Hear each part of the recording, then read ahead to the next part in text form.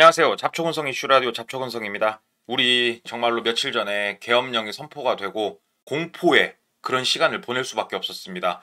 다행히 국회에서 빠르게 진압을 해줘서 일단은 일상생활 하는데 저희가 문제가 없습니다만 계엄령 관련해가지고 뉴스에서 수많은 이야기를 계속 쏟아내고 있습니다. 그런데 저는 다른 면이 좀 궁금했어요. 계엄령으로 말미암아 경제적 손실이 도대체 얼마나 났을까?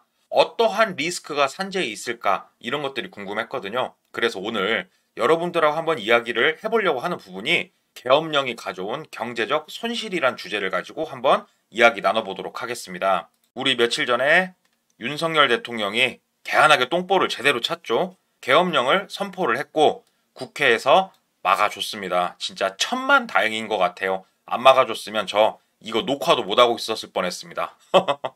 자, 그동안 뉴스를 통해서 나온 내용을 토대로 이번 계엄령이 어떠한 시나리오를 갖고 있었나 유추를 해볼 수가 있었어요.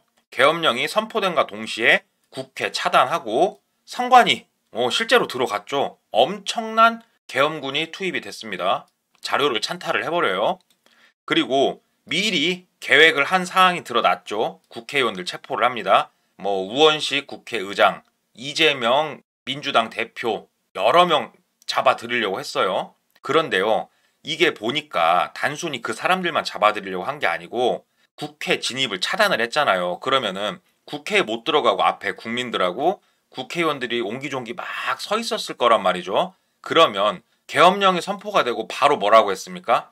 모여있지 마라. 집회하지 마라. 시위하지 마라. 니네 만약에 그렇게 시위하고 집회하면 영장 없이 잡아들인다고 했죠. 이때 앞에 서 있던 국회의원들 아마 다 잡아들였을 겁니다. 니네 이거 시위하는 거라고 하면서. 이런 사태가 일어날 뻔했었죠. 그리고 그거를 노렸던 거고요. 그리고 이러한 국회의원 체포가 어느 정도 이루어지면 북한에 선공을 한다든지 국지전을 유발을 했을 거라고 저는 생각을 합니다. 그리고 이러한 전쟁에 대해서 KBS가 아주 정당하고 이번 정권이 지금 잘하고 있다 이런 식으로 방송을 아마 시작을 했을 거라고 저는 보고요.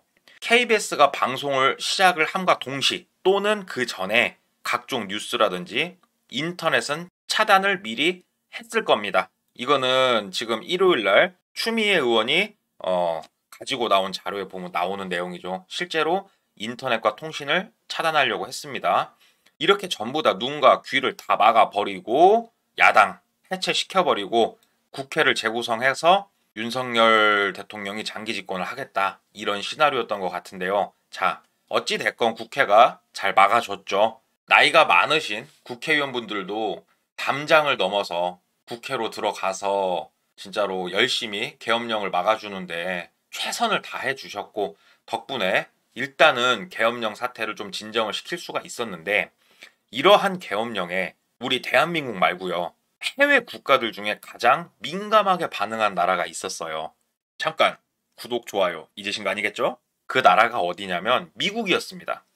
주한 미대사관이 바로 경보를 발령을 했습니다. 야, 이거 뭔 일 터졌어. 이거 빨리빨리 뭔가 우리가 조치를 해야 돼. 일단은 경고 내릴게 지켜보자 이러면서 제가 일전에 한번 말씀드렸었죠. 비자 면접, 여권 면접 다 일단은 4일날 업무 중단하고 직원들, 자녀들 학교 못 가게 하고 대기시키고 꽤나 무서운 일들을 우리가 볼 수가 있었어요. 미국 대사관이 이렇게 움직인다는 거는 상당히 신중히 봐야 되는 거거든요. 이러한 사건 이후에 빅터 차라고 미국하고 한국하고 관계에 대해서 연구를 많이 하는 그런 기관이 있다고 하는데 이 사람이 윤석열 대통령이 2차 계엄령을 내릴 가능성이 있다고도 얘기를 하고 미국과도 맞설 수도 있다 이렇게까지 이야기를 하고 있고요. 미국 하원 의원 이 사람은 15선인가 했던 그런 사람이에요. 캘리포니아에서 상당히 정치를 오래 하고 한국하고의 관계에 있어서 아주 관심이 많은 그런 의원인데요.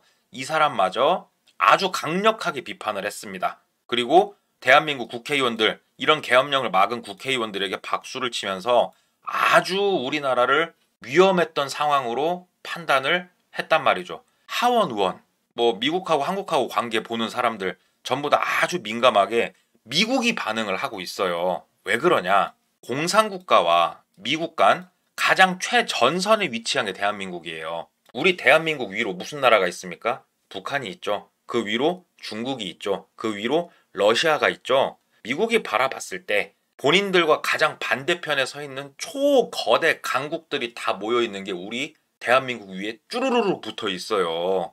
그런데 대한민국이 이런 똥볼을 차니까 민감하게 반응을 할 수밖에 없고, 심지어 미국하고 사전에 이야기 된 것 전혀 없이 계엄령을 실행을 한 걸로 보여요.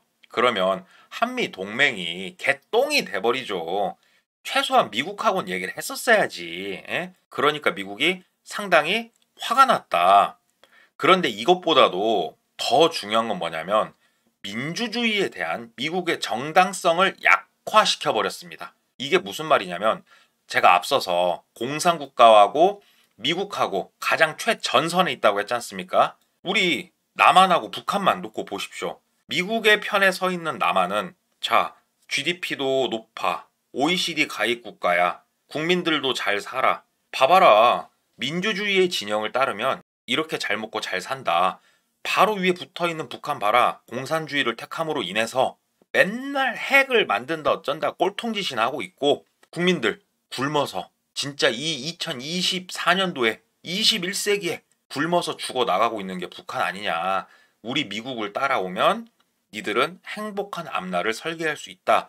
이렇게 이야기할 수 있는 미국의 정당성에 아주 똥물을 찌끄러버린 그런 결과를 우리가 이번에 낸 겁니다. 정확히 얘기하면 윤석열 대통령이 그런 결과를 가져온 거죠. 세계 각 나라에 그래서 개입 중인 거예요, 미국이. 민주주의를 수호한다는 그 일념을 가지고, 그러한 명분을 가지고 여러 각 나라에 개입을 하고 있는데, 그 명분에 가장 큰 하나의 기둥을 차지하고 있는 대한민국에서 제대로 똥볼을 찼다. 야, 이런 거 보면은 미국이 발끈할 만하죠. 하지만 미국은 기다렸습니다. 전 세계 사람들아 지켜봐봐. 한국은 민주주의가 아주 발달한 나라야. 비록 한 명의 대통령이 저렇게 이상한 짓을 했지만 국민들이, 국회의원들이 가만 놔두지 않을 거야. 자, 지켜봐. 그래서 토요일 날 드디어 투표가 열렸죠. 그 결과는 부결. 야, 이거 보면서, 뉴스를 진짜 보면서 이렇게까지 화가 날 수 있나? 내가 지금 이게 뉴스를 보는 건가? 영화를 보는 건가? 영화도 이렇게는 안 만들 건데 이런 생각이 들 정도의 심정을 가지고 뉴스를 봤습니다. 어찌 됐건 부결이 나버렸어요. 와, 이거는 탄핵 이상의 의미를 갖고 있는 그러한 부결이에요. 이거는. 이러한 부결이 딱 남과 동시에 우리는 어떤 것들을 또 생각을 해야 됐었냐면, 가장 먼저 계엄령이 선포가 되고 발빠르게 움직였던 사람 중에 한 명이 한국은행입니다. 비상계엄 사태에 한국은행이 시장 불안을 잠재울 정도로 어마어마한 돈을 공급할 거라고 바로 이야기를 했습니다. 그 정도로 무서운 속도로 외국 자본이 빠져나가기 시작을 한 걸 한국은행이 캐치를 한 거예요. 비상계엄 사태에 흔들리는 한국 금융시장. 예, 총재가 바로 진화에 나선 건데요. 한국은행이 총출동을 했습니다. 아주.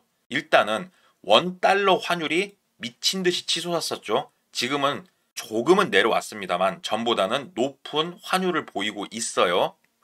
이 환율조차도 지금 조금 눌려 있는 게 탄핵이 성공을 하냐 안 하냐 이걸 보면서 조금은 눌려 있었는데, 어찌 됐건 환율 상승에 따른 굉장히 큰 리스크가 발생을 했죠. 이거를 막으려고 환율 방어죠. 외화 보유액이 엄청나게 빠르게 소진될 것으로 전망이 됩니다. 우리 외환 보유고가 있지 않습니까? 이거를 갖다가 막 뿌려야 되는 거예요. 원달러 환율 오르는 걸 막으려고. 이게 안 뿌려도 될 돈이거든요, 지금. 빠르게 소진될 것으로 보인다. 이거 제 생각 아니에요. 이거 전문가들 한 이야기고요. 뉴스 보면은 모든 뉴스가 다 똑같이 이야기하고 있는 사안이에요.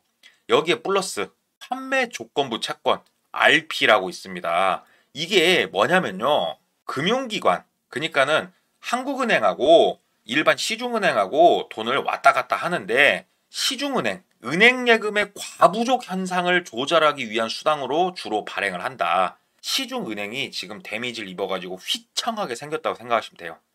그걸 막으려고 한국은행이 돈을 미친 듯이 푼다. 얼마나 푸냐고요? 하루에 거의 11조 원씩 풉니다. 11조 원입니다. 억 원이 아닙니다. 조원씩 풀고요. 총 2주간 151조 3,400억을 공급할 예정이라고 합니다. 어마어마합니다, 정말. 이 안 써도 될 돈을 쓰는 거예요. 물론 이 돈이 그냥 사라지는 건 아닌데요. 이자를 주고 결국은 이자 금액이 발생을 해야 될 수밖에 없는 채권입니다. 쓰지 않아도 될 돈을 써야 된다 지금. 미치고 환장을 노르시죠. 그리고 발빠르게 증권사, 보험사, 은행, 금융권 전체가 지금 움직이고 있습니다. 한국은행에서 움직이고 있어요. 만나자, 통화하자, 니네 비상계획서 만들어라 이러면서 관리를 하고 있어요. 그런데 여기서 무서운 건요. 한국은행이 뭐 레고랜드 사태가 났을 때보다도 데미지가 없고 이거는 걱정할 사안이 아니다. 우리가 충분히 잘 대응하고 있다. 호언장담을 하고 있는데요. 그래서 더 무서워요. 이렇게 호언장담을 하면 무슨 일이 터지더라고 꼭. 지금 상황이 좀 어렵습니다. 최대한 열심히 우리가 막아보겠습니다. 이런 경우는 좀 그나마 나섰어. 그런데 문제 없습니다, 여러분. 항상 이러면 사고가 터졌거든요. 그래서 조금은 찝찝하다.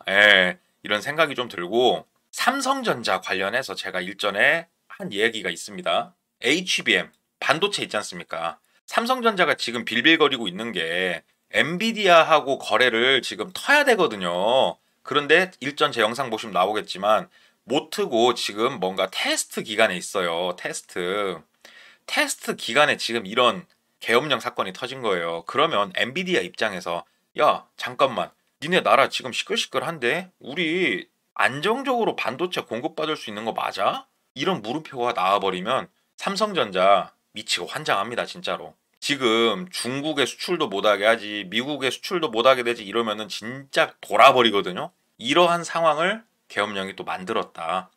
우리나라 독보적 시가총액 1위인 기업 삼성전자의 똥물을 찌그렸다. 이렇게도 볼 수가 있고요. 주식시장 이야기도 한번 넘어가 볼게요. 사흘 만에 유가증권 58조를 날려버린 윤석열 대통령과 국민의힘. 이런 기사가 또 나왔어요. 주식도 아주 개판이 났죠. 주식하시는 분들 보면 알 거예요. 단 4일 만에 58조 원이 증발했습니다. 그런데요. 월요일 날 주식장이 열리면 아마 더 심하게 빠질 것 같다는 그런 예상을 조금은 조심스럽게 해보고요. 58조 원이면요. 현대자동차 하나가 그냥 사라진 거예요. 엄청난 돈입니다. 58조 원. 지금 8월 5일 금요일 블랙 먼데이 수준까지 코스피가 급락했었습니다. 2400선이 순간적으로 깨졌었고요.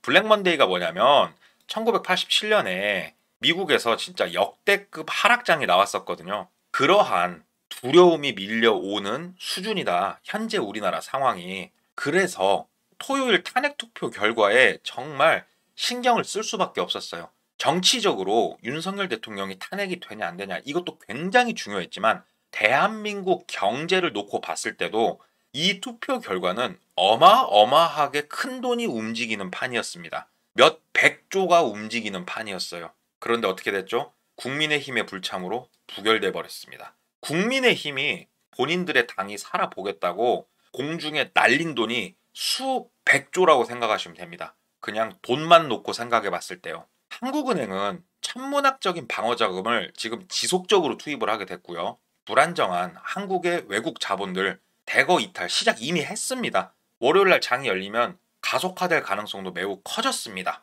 탄핵이 안 됐으니까요. 향후에 윤석열 대통령이 무슨 짓을 할지 모른다. 이러한 리스크가 굉장히 강하게 작용을 할 겁니다. 국제신용기구, 무디스라든가 이런 국제신용기구 있죠.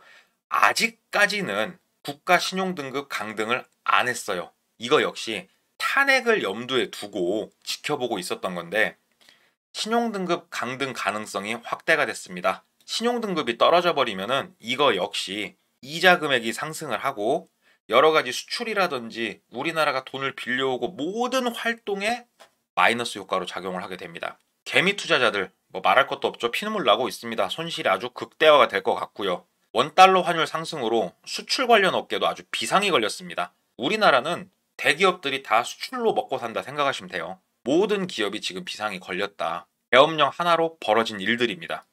이번 계엄령으로 정말 산출이 어려울 정도의 천문학적인 경제적 손실이 왔고요. 탄핵 가결이 안 됐죠. 부결이 돼버리면서 가속화, 장기화될 조짐이 보이고 있습니다. 미치고 환장을 노르십니다. 그런데 이러한 천문학적인 손해를 보고 있는 이 상황에 대한민국은 이미 미국보다 상대적으로 낮은 금리, 저금리 기조를 유지해왔죠. 체력이 엄청 약해진 상황이에요. 앞으로 이러한 약해진 체력 속에 한국이 얼마나 현명하게 버틸 수 있을지 걱정이 많이 되는 건 어쩔 수가 없을 것 같습니다. 오늘 이렇게 계엄령과 관련된 경제적 손실에 대해서 여러분들에게 한번 말씀을 드려봤는데요. 제가 차마 못 담은 내용도 차고 넘칩니다. 진짜 그냥 주식이 됐건 뭐가 됐건 선물 시장이 됐건 뭐가 됐건 그냥 다 하방 압력이 매우 강하다라고 생각하시면 될 것 같아요. 제 이야기를 들으시는 모든 시청자분들은 미리미리 어느 정도 장기화된다라는 생각을 가지고 대비를 하셔서 손실을 최소화하셨으면 좋겠습니다. 오늘 제 이야기 들어주신 모든 분들께 너무 감사드리고요. 구독, 좋아요 한 번씩 부탁드리겠습니다. 아래 보이는 메일 주소로 여러분 일상에 많은 이야기 제보 부탁드리고요. 저는 또 잘 준비해서 다음 시간에 찾아뵙도록 하겠습니다. 이상 잡초근성이었습니다. 감사합니다.